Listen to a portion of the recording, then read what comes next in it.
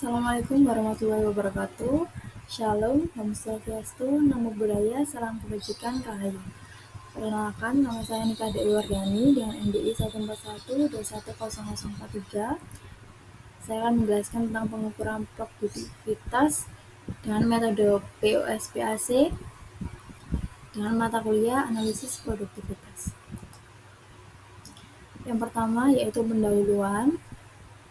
Untuk pengukuran produktivitas, yaitu penilaian yang membandingkan hasil output dengan sumber daya yang digunakan atau input dalam suatu proses untuk mengukur efisiensi penggunaan sumber daya tersebut. Nah, model yang saya gunakan adalah menggunakan model POSPAC yang ditemukan oleh Hans Bernstein pada tahun 1984 dengan 6 aspek, yaitu produksi, organisasi, penjualan, produk, tenaga kerja, dan juga modal. Nah, pada model ini ada dua hal yang harus diperhatikan, yaitu rasio produktivitas yang merupakan perbandingan langsung antara output yang dihasilkan dengan input yang digunakan dalam proses produksi. Kemudian yang kedua, yaitu indeks produktivitas atau IP, ukuran yang menunjukkan perubahan produktivitas dari waktu ke waktu atau antar periode. Langsung saja ke rumus perhitungan. Ada dua rumus, yaitu rumus untuk rasio produktivitas dan juga rumus untuk indeks produktivitas yang bisa dilihat pada tabel berikut ini. Nah, ini ada aspek-aspek dengan berbagai rumus.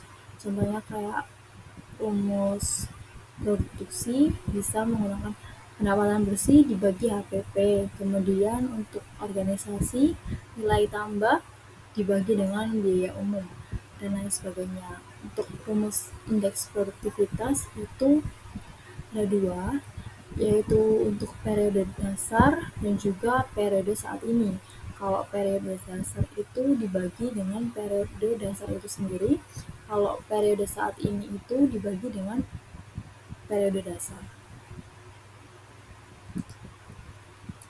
Langsung saja kita ke studi kasus, yaitu pada PT Argo Pantes Tbk adalah perusahaan manufaktur tekstil yang beroperasi sejak tahun 1977 yang kantornya pusatnya itu di Jakarta. Jadi perusahaan ini mengelola fasilitas produksi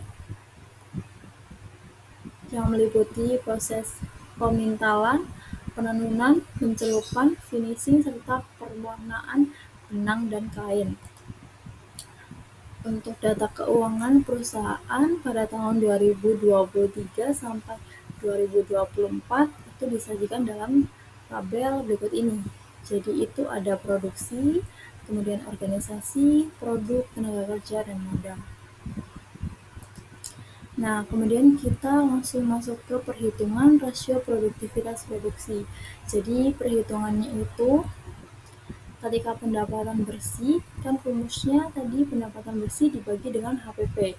Jadi pendapatan bersih di bulan Januari 30 juta 31.743 dibagi dengan 23 juta 155.280 rupiah dan menghasilkan 1,30. Itu dibagi pada bulan ke-1 sampai bulan ke-18. Itu pada periode 2023 sampai 2024.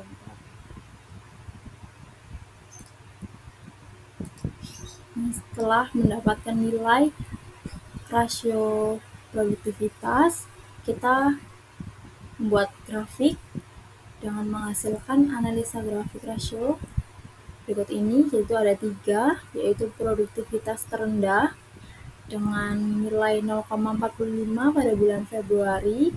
Jadi di sana itu ada penurunan efisiensi atau kendala operasional selama bulan tersebut.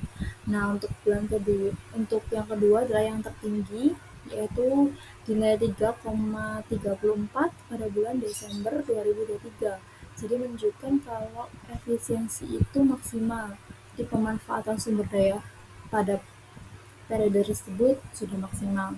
Kemudian yang terakhir adalah produksi tengah-tengah, yaitu 1,30 pada bulan Januari 2023.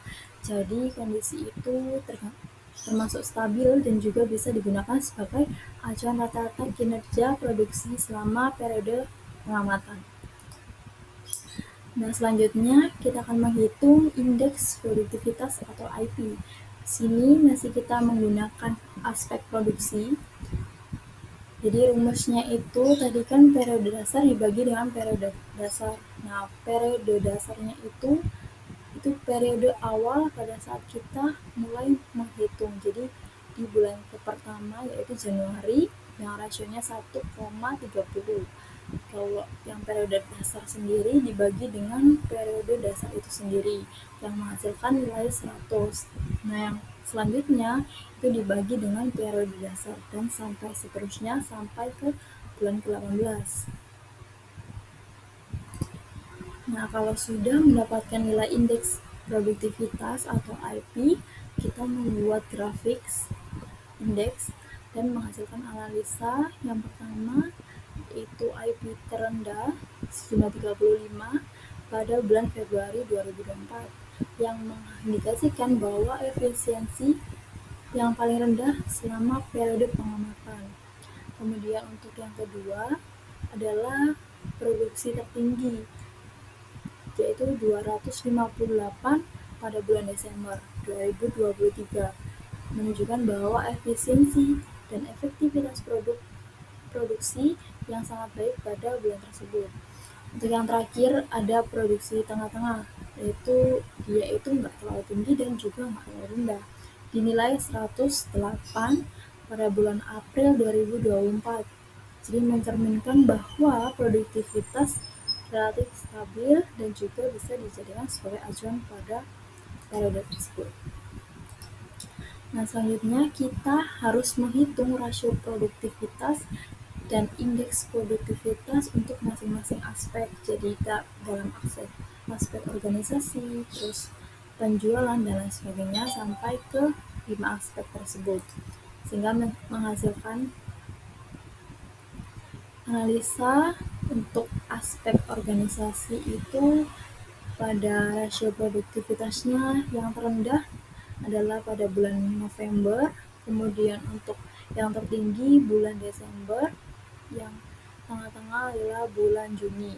Kemudian untuk IP organisasinya yang terendah itu 49, terus yang tertinggi 176 di bulan Desember, dan juga yang tengah-tengah itu di bulan Juni 2024.